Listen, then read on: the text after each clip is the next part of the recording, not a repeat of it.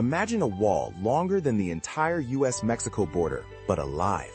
A colossal, impenetrable barrier of thorns, 12 feet high and 14 feet thick, stretching for over 1,500 miles across the heart of a nation. This isn't fantasy. It was real. For nearly 50 years, the British Empire maintained this monstrous hedge across India. And here is the most baffling part.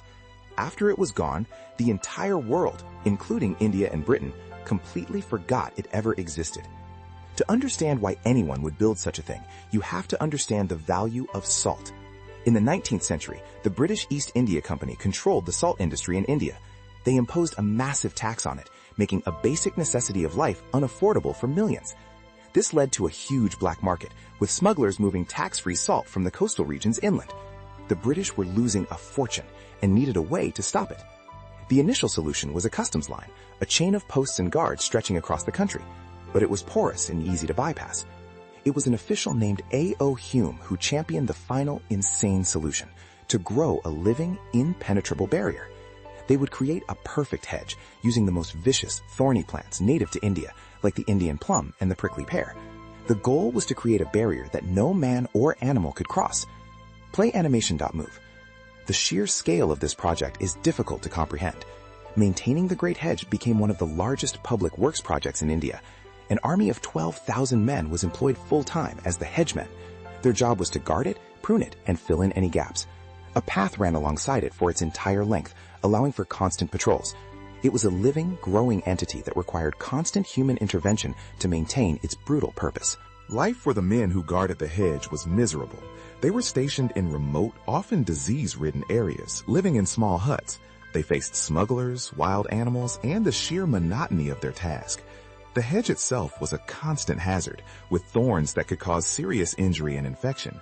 But for the thousands of poor Indians it employed, it was a steady, if dangerous, source of income provided by their colonial rulers. Here is where it gets weird. For all its monumental effort, the hedge was never a complete success. Smugglers were ingenious. They would throw bags of salt over the hedge to accomplices on the other side. They would find the few weak spots where the hedge hadn't grown properly. Some even used stilts or ramps to get over it. The British were locked in a constant cat-and-mouse game with the people they were trying to control, a war fought over a wall of plants. The hedge wasn't just a customs barrier. It was a symbol of division and oppression. It split communities, separated families, and disrupted ancient migratory routes for both people and animals. It became a site of violence and corruption, with guards often taking bribes to look the other way. It was a physical manifestation of a brutal tax policy, a green scar that cut a nation in two, all to protect the profits from a handful of salt. By the late 1870s, the hedge was already becoming obsolete. The British had consolidated their control over all of India, including the salt-producing princely states. They could now tax salt at its source, which was far more efficient. At the same time, the expansion of the railway system made smuggling salt overland in small quantities less profitable. The hedge's purpose was fading. On April 1, 1879, the inland customs line and the Great Hedge were officially abandoned. The 12,000 men were reassigned or laid off. Without constant maintenance, the hedge was quickly reclaimed by nature. Farmers cleared sections for farmland, villagers used it for firewood, and the jungle consumed the rest. Within a few decades, this 1,000-mile-long structure had effectively vanished from the face of the earth, leaving almost no trace. This is the detail that resets the investigation. The hedge didn't just disappear physically, it disappeared from memory. British and Indian historians writing in the 20th century never mentioned it. It was absent from textbooks, encyclopedias, and popular histories of the British Raj. It was as if this colossal, continent-spanning project, one of the most ambitious and bizarre in colonial history, had been collectively erased from the historical record. But how? The forgetting seems to have been a matter of shame and irrelevance. For the British, the hedge was a monument to a failed and brutal policy they'd rather forget. For Indians, it was a painful memory of subjugation, overshadowed by the larger struggle for independence. The hedge had no glorious battles or famous leaders associated with it. It was just an administrative tool that was abandoned and faded away, a bizarre footnote not grand enough to remember. For over a century, the story was lost. Then, in the 1990s, a historian named Roy Moxham was reading a memoir by a 19th century British official when he came across a passing reference to a customs hedge. Intrigued by this impossible-sounding structure, he began to investigate. He found obscure colonial records, old maps, and forgotten administrative reports that confirmed the story. The hedge was real. But reading about it wasn't enough. Maxim decided to do what no one had done for 120 years. He went to India to find it.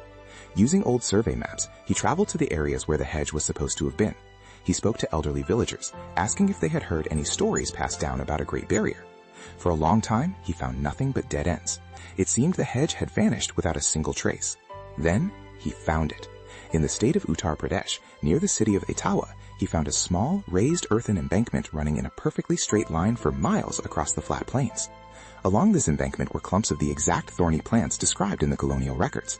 It was weathered and broken, but it was unmistakably the last surviving remnant of the Great Hedge of India. He had rediscovered a lost wonder of the world. Maxim's research brought the story of the hedge back to life.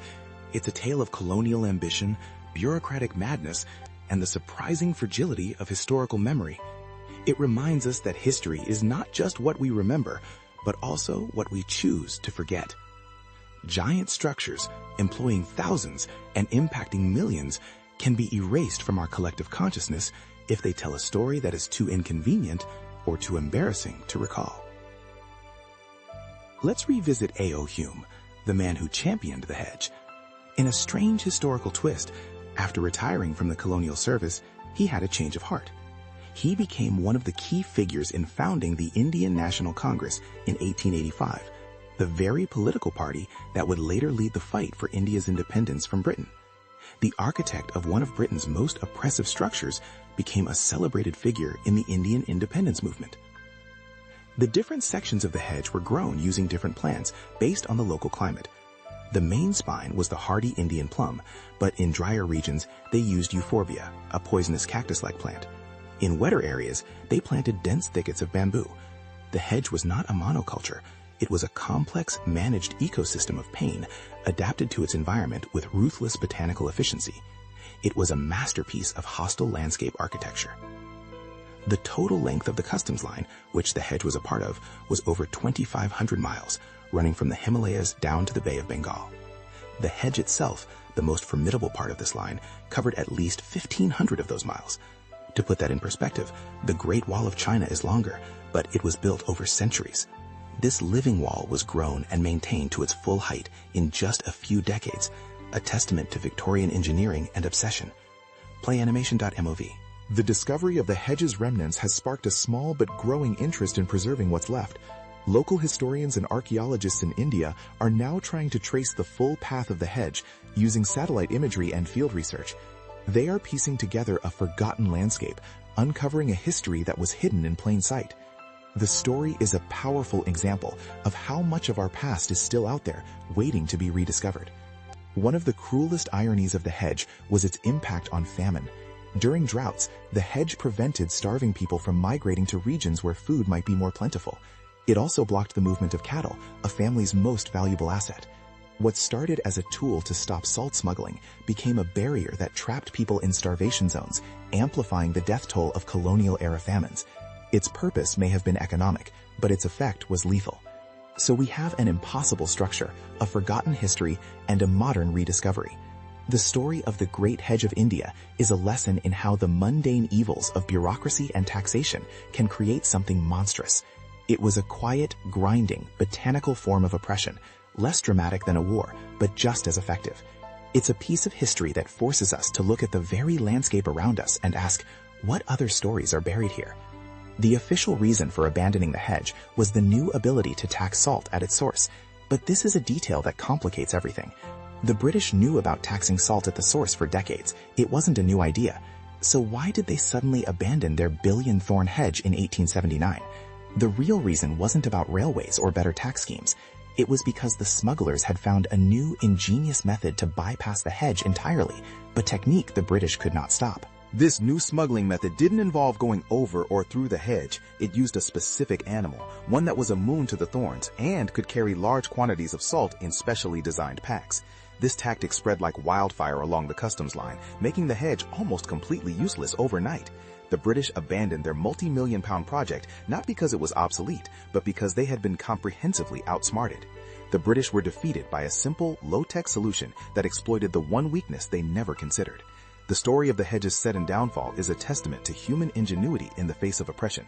To find out which animal became the secret weapon of the salt smugglers and rendered a 1,500-mile wall useless, watch the full investigation.